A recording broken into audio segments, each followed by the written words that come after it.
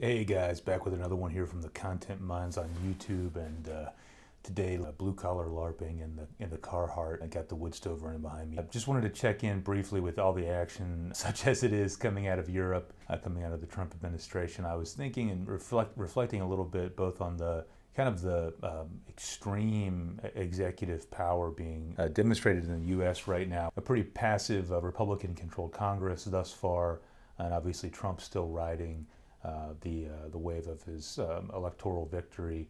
I was curious to think about, in the context of a potential U.S.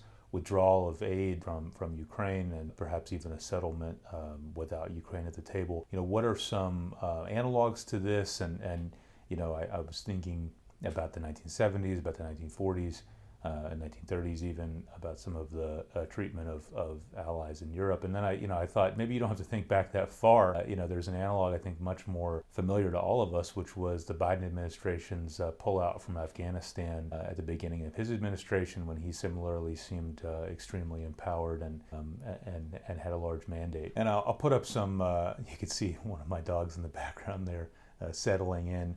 But you can see up on the screen here some information from that time period, how really the bipartisan nature of the condemnation of Biden's withdrawal from Afghanistan, even though it was something that the majority of Americans thought was a good idea.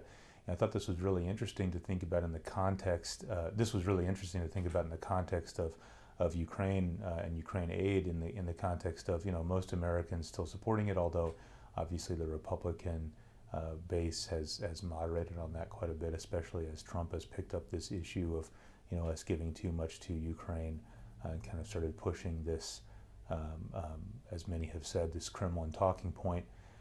So despite that, it's still something that is much more a contested topic than certainly the withdrawal from Afghanistan was, where I think Americans in a bipartisan way were both pretty tired of the commitment, the international relations commitment to the war in Afghanistan, but also were extremely against the way in which the withdrawal was carried out. This got me thinking a bit about what is the downside risk here to the Trump administration. Could it become the kind of fiasco that the Afghan withdrawal was? And I think it's actually kind of a simple binary flowchart. I think it's very possible that this withdrawal of aid could become that kind of similar fiasco that haunts the Trump administration and kind of drives a wedge in the Republican Congress and with the Republican voters, but only if the Ukrainians and the Europeans, to a wider degree, continue the fight. It's pretty clear that right now the war is fairly stalled, although I think it's leaning towards very marginal and very slow Russian advances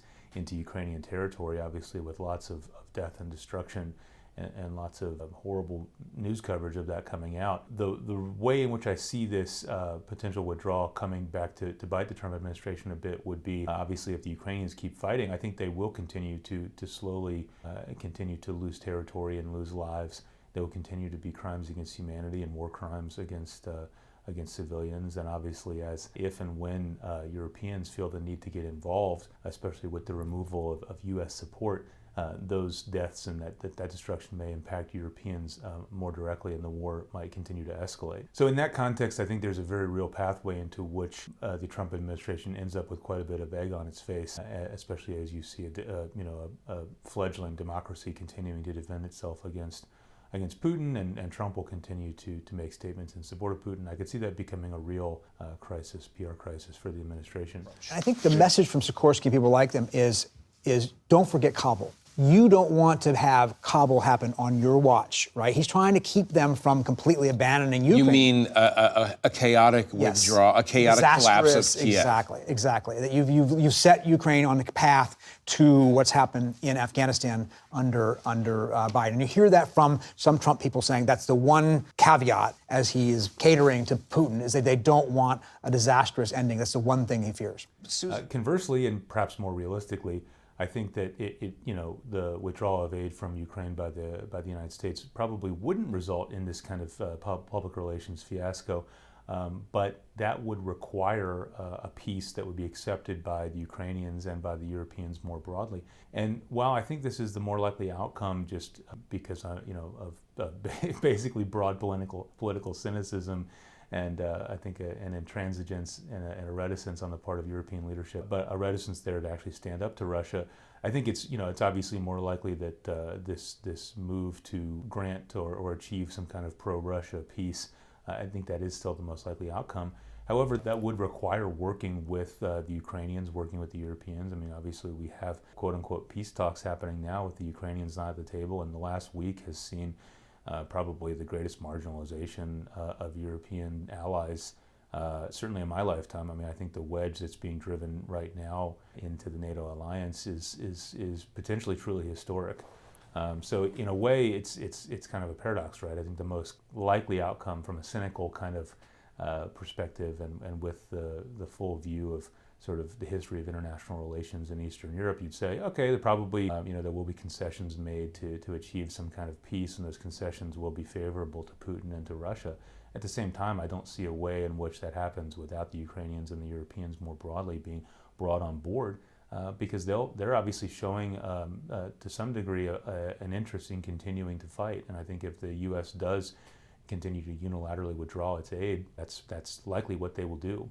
That's really my analysis of it in sort of this narrow sense, is I think there is a sort of binary yes/no decision point that we're very quickly coming up to here, which is if there's a full withdrawal of U.S. aid, if this hemorrhage really is permanent between the United States and Ukraine, do the Ukrainians and the Europeans keep fighting and sort of provisionally and in a gradual way continue to die to defend Ukrainian democracy, or is there a peace plan that comes into play that prevents that from happening? I think if the war does continue without U.S. support, it will definitely look like a real black eye for the Trump administration and potentially kind of continue to haunt him. You've seen increasingly reports out of a lot of these rural counties, these red counties, where there are cracks kind of beginning to show in the GOP coalition here, particularly around government jobs, but I think also around some of these concessions to Putin.